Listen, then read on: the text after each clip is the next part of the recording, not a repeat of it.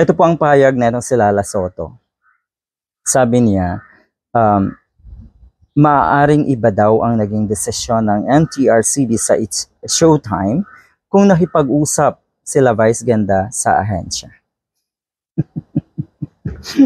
Anong pakiusap? Anong klaseng pag-uusap kaya ang gusto na daw si Lala Soto? Na humingi ng apology, na mag-sorry, dahil nakikita ko walang dapat ihingi ng apology ang It's Showtime at si Vice Ganda, kasama na rin si Ayon Perez. Wala po. Alam niyo kung sino ang dapat humingi ng apology dito? Yung MTRCB mismo.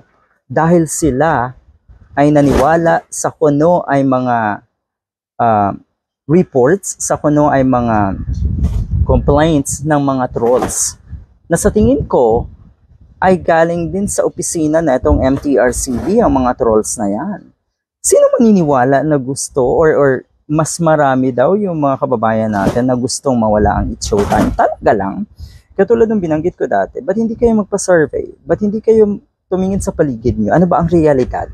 Lalong bumabongga, lalong namamayagpag ang It's Showtime, lalong namamayagpag si Vice Ganda, lalong dumarami ang nagtitiwala ng mga brands kay Vice Ganda. Anong ibig sabihin nun? Na mahal ng taong bayan ang isang Vice Ganda at ang It's Showtime. So saan nanggaling yung statistics na itong si Lala Soto? Na kuno ay mas maraming mga kababayan natin ang gustong mawala ang It's Showtime. Sige nga, kahit siguro ako'y mag-interview dito ng 10 katao. Okay? Live Ibig sabihin yung mga totoong tao, hindi mga trolls. Alright, ayon kay Lala Soto ay baka iba ang naging desisyon ng MTRCB kung direkta lamang nakipag-usap sa kanila daw si Vice Ganda. Anyway, yun nga. Ang ginawa kasi na si Joey De Leon ay humingi ng tawad. Siyempre, at ang it. Dapat lang kasi talaga dahil wala namang question.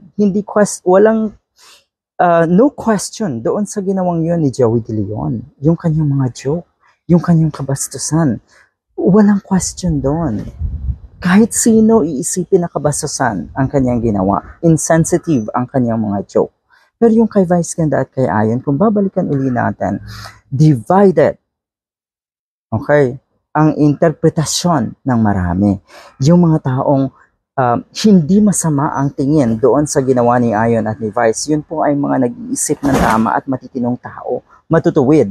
Pero yung mga tao po na binigyan ng todong mali siya yung ginawa ni Ayon at ni Vice, yun po ay mga trolls, yun po ay mga bias na tao.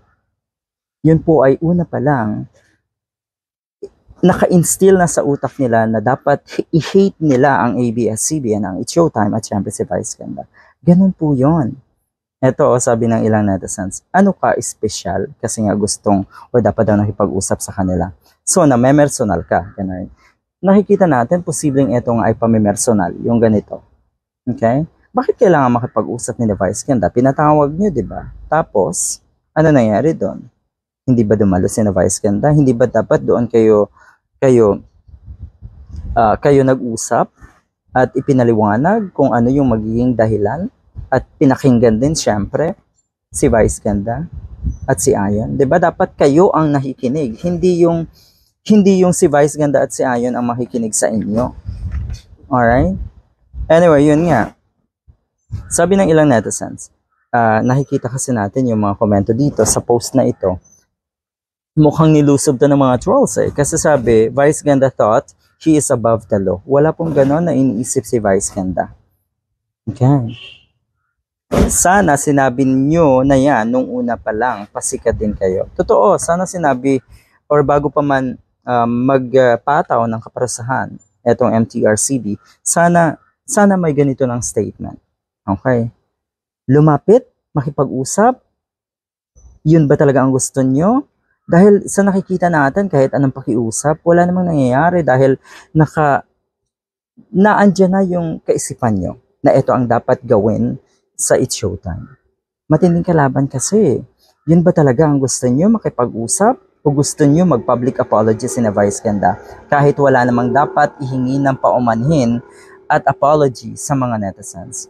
Matindi.